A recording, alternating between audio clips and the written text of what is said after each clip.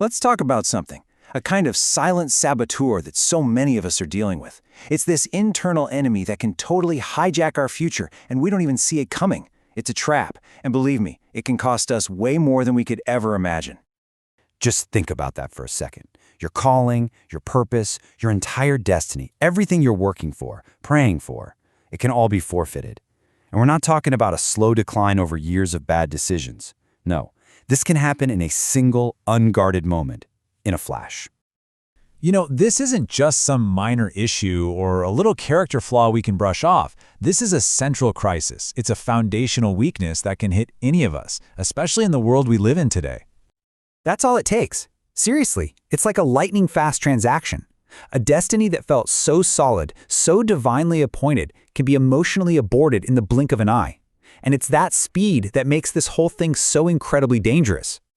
And let's be clear, this isn't about God being unfair or some outside force just snatching your blessings away. It's about a fundamental principle. Our own emotional reactions can literally move us out of the very position we need to be in to receive what we've been promised. To really get a grip on this, we've got to look back at two ancient warnings. I mean, these are powerful, real-life case studies of what happens when impulse gets behind the wheel. We're talking about the stories of Cain and Esau. Okay, so first up, Cain. Now, the big difference here, it's not really about the fruit versus the lamb. It's way deeper than that. It's about impulse versus intention. See, Abel's offering was deliberate. It was thoughtful. He brought his absolute best. Cain's, it was casual. Whatever was easy, Whatever he felt like giving in that moment. And that right there, that's the whole point. One single moment of careless, emotional convenience cost him God's favor. His inheritance wasn't lost over time, it was forfeited in that one impulsive decision. So if Cain shows us the attitude, our next case study, Esau, is going to show us the action. And he's been called the perfect picture of our current generation. You're about to see exactly why. I mean, can you just hear the drama in his voice? I'm about to die. Come on, he wasn't dying. He was just hungry after a day out in the field. But he let that temporary physical feeling blow up into this massive life-or-death crisis in his head. He let his stomach's rumble completely rewrite eternal truth.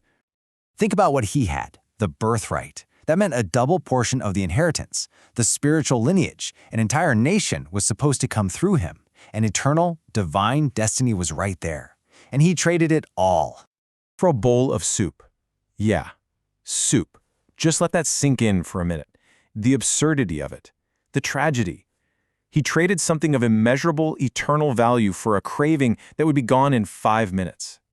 You see, Esau didn't go out and commit some huge, terrible sin right then.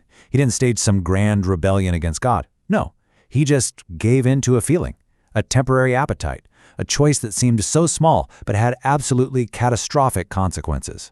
So, okay, why does any of this matter to us today? Because we are living in what you could call the Esau generation. We're in a culture that has lifted feelings and comfort way up here and pushed calling and conviction way down there. I mean, does any of this sound familiar?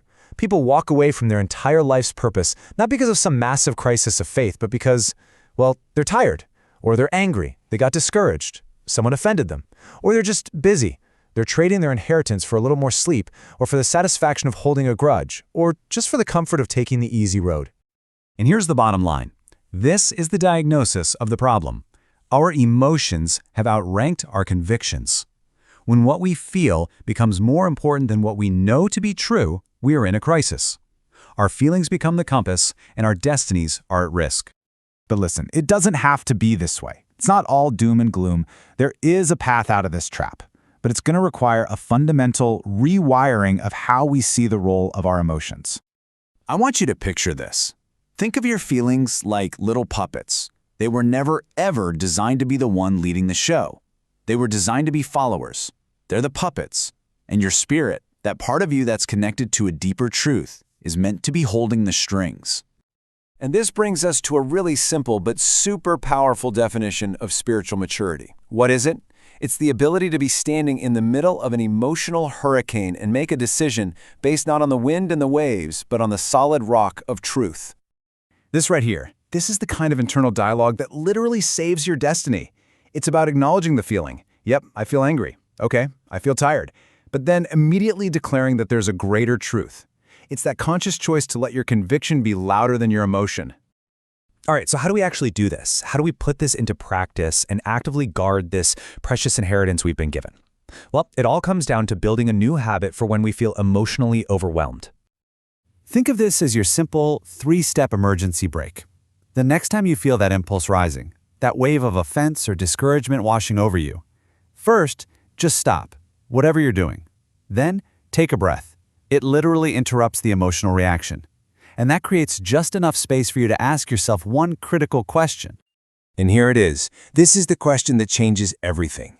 Is the temporary satisfaction of venting my anger really worth my relationship?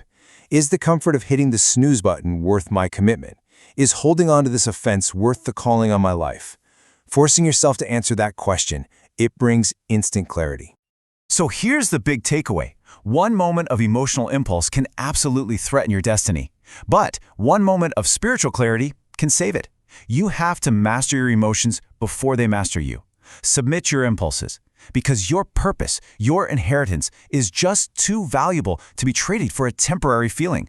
So the real question is, what will you choose in your next moment of impulse?